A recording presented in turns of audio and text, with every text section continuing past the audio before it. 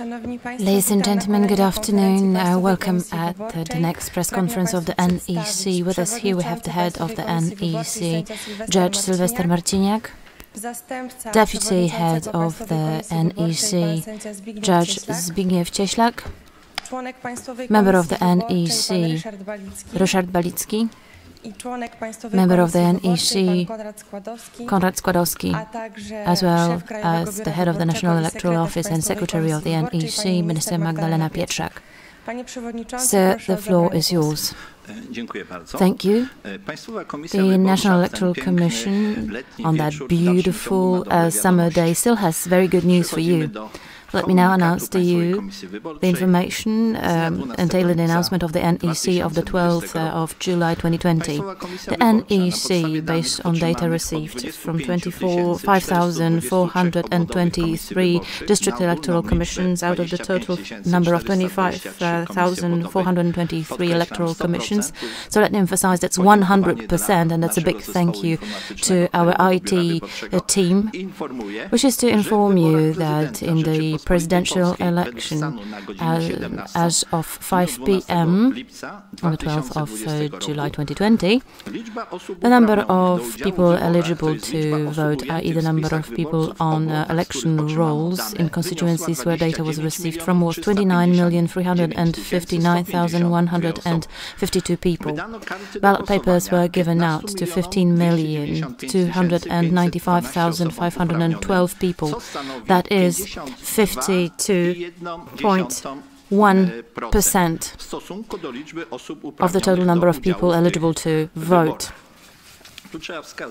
Let me emphasize here that in the first round at 5 p.m. the turnout was 47.89%. 5 years ago, in the presidential election, it was 40.51%. Importantly, in comparison with the first round, ballot papers were issued to 1,129,000 people more than in 2 weeks ago. Now let me present to you aggregate information per province. And tradition, as usually, I will give you the top 3 provinces. These are Mazovian province, 55.55%. Number 2 is Lesser Poland, 54.58%. And number 3 is Łódź, 50 to 96%. As regards the bottom 3 provinces, these are Opolskie, 46.2%. Number 2 from the bottom, Warmia and Mazury, 48.65% of votes. And number 3, Lubuskie province, 49.91% of votes. As regards aggregate information for major cities, the top turnout is Warsaw, 57.69% of votes. Number 2, Zielona Góra, 57.24%. And number 3, Poznań, 55.8%. The bottom 3 turnouts are Gdańsk, 50.98%. Penultimate, Katowice, 51.71%. And ex aequo 3rd from the bottom, Gorzów Wielkopolski and Olsztyn. The speaker corrects himself, Łódź, that's 51.91% of votes. In comparison with the total number of people eligible to vote, the highest number of voters took part in voting in Krów, Mazovian province. The turnout there is 81.52%. I must admit that I have never heard of that municipality before. I checked it. This is a rural community, and the lowest turnout was recorded in Kolonowskie municipality, Opolskie province. There the turnout was 35.59%.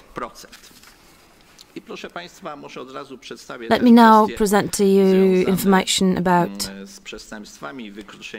offences and crimes related to the election process. And just like before during our press conferences, the number grew, but it's still 382, so rather moderate, 382 incidents related to the election day.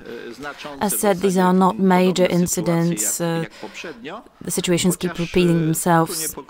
Although there was a worrying incident in Kochanowice, police officers had to chase and stopped a man who pulled down a flag that was on the municipality office and threw it on the ground, which was considered to be disregard to the flag, and it turned out that the same gentleman damaged a poster of one of the candidates. What's more, in Częstochowa, one of the voters, when he received the ballot paper, went out of the polling station and said that he wanted to think about the choice at home and then would bring back the paper once that decision was made. In terms of consumption of alcohol, today around 8 a.m. in Ujście, a certain gentleman under the influence of alcohol was shouting and disrupting the works of the Electoral Commission. And last but not least, an incident that took place in Sochaczew. An unknown man driving a passenger car offered more money than before. I told you recently about 20 zlotys, now 50 zlotys, and a bottle of beer and a bottle of vodka if the other person voted for a specific candidate. It was determined that the other gentleman voted as requested for 10 zloty, one bottle of beer, a hot dog and half a liter of vodka.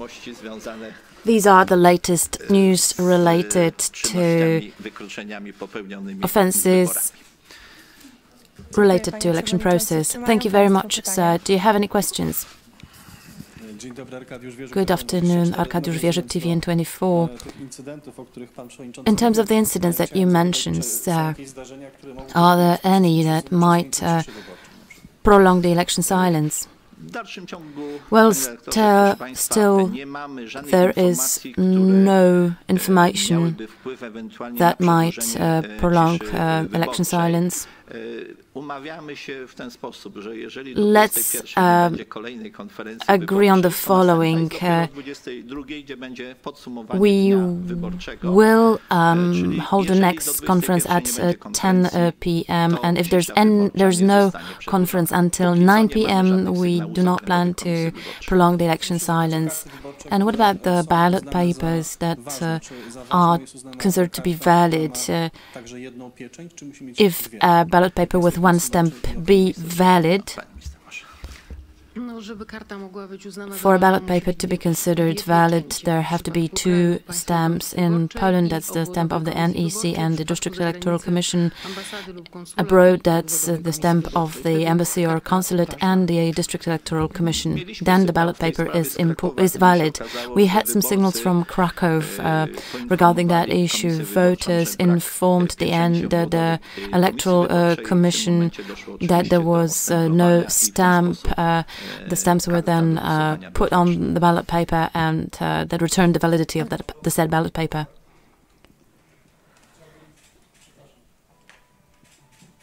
Wojciech Dąbrowski, Polsat. What about the next steps? We will have the last conference today at 10 p.m. When can we expect some preliminary results? Today at night or perhaps tomorrow in the morning? When do you foresee such a conference? Well, I don't think it will happen today.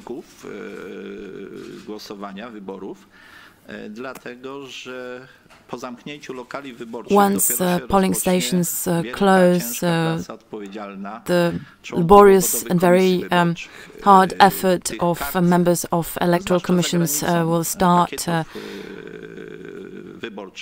The counting of ballot papers and packages, especially abroad, is a really big undertaking. There are so many of them.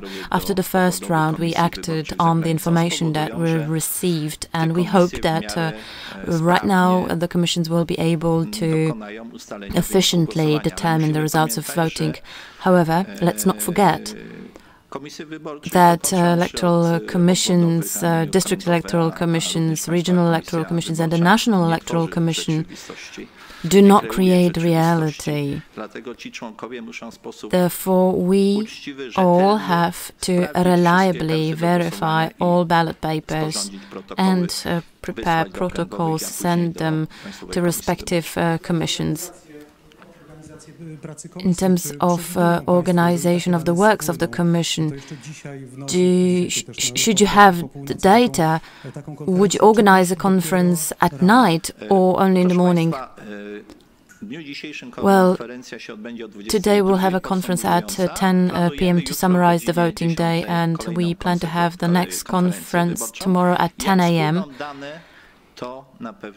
And I'm sure if we receive data, we will share the results with you. Alexia Morawińska, Polish Press Agency. What about commissions in touristic spots? Do you get reports about running out of ballot papers? Is that a risk? Is it necessary to have more people sitting on the commissions? Indeed, we have a great number of voters in touristic spots. Some commissions had to use their reserves already. For the time being, however, the process is smooth. The same happened in the first round, actually. Mieliśmy taką sytuację, która gdzieś tam się pojawiła w przestrzeni medialnej i do nas również trafiała. The media reported a lot about Zakopane, Białka Tatrzańska in the Polish mountains. The voters from there reported that they had no chance to vote based on the certificate confirming the right to vote. We clarified the situation. The necessary forms were zero-copied immediately in the polling station in one place, and the commission members were able to add voters' names to the election roll. In the case of Zakopane, there was no possibility to make zero copies in the polling station itself, but it was quickly resolved. So there was not even a single interruption in the works of the commission. All voters who were in the polling station had the chance to vote. Indeed, situations like that may occur. Members of the commission have to be really watchful and resourceful to find solutions to such situations. Indeed, these are technicalities, and often the story is pretty simple. A person presents a certificate and needs to be added to the election roll. Up until now, there was no major problems reported. Anna Józefowicz, Radio Z. We already asked about a situation in which there is one stamp only. What about free stamps? We had one of our listeners telling us that in some constituency there were free stamps. Did you get any signal about that? Free is invalid as well? Well, hard to say. What means like free stamps? What's the third stamp? Basically, hard to comment on that. We could treat it as a comment. A ballot paper needs to have two stamps, the NEC stamp and the stamp of the District Electoral Commission. These are the two elements that confirm authenticity of such a ballot paper. And at the same time, this is a valid ballot paper. No, we haven't had any reports about that. Konrad Matejczak, TVP Polonia, a question about voting abroad. Have you already received first protocols from commissions that already ended the voting process? As regards voting abroad, I'm sure you know that in the US, voting ended yesterday. The commissions are still counting the votes. For the time being, we haven't received any information. And as for the commissions abroad in Europe or in other parts of the world, it's still not past the closing time of polling stations, so we can't expect any protocols right now. Are there any further questions? If not, I would like to thank you very much and invite you to the next press conference at 10 p.m.